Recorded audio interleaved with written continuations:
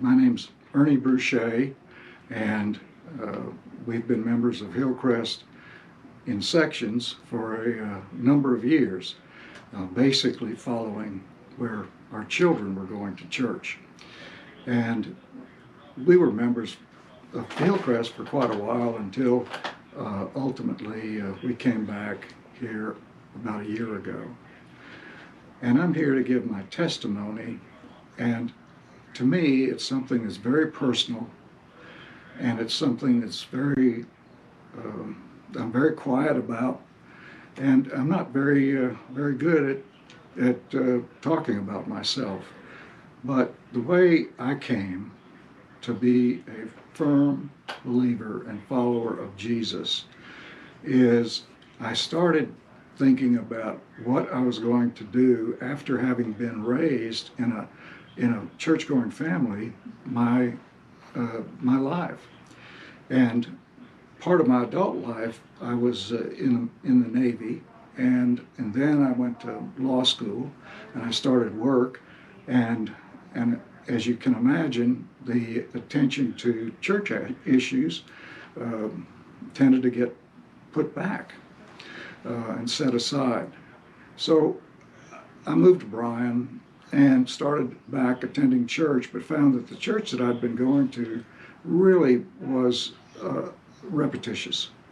And so I started seeking and attended a Bible study class, and I found that what I was really enthralled with and what I really wanted to get my arms around was the Bible to its full extent, both Old Testament and New Testament, and also Bible study. And so I started listening to things on the radio and watching some things on television and participating in some men's adult programs such as Promise Keepers. And I found that what was lacking is that I had never really committed to Christ. And so what I then did was I thought, well, how do I do that? And found that the Baptist faith to me is extraordinary because there's no middleman. The relationship is directly with Jesus, and through your faith in following him, you are then saved.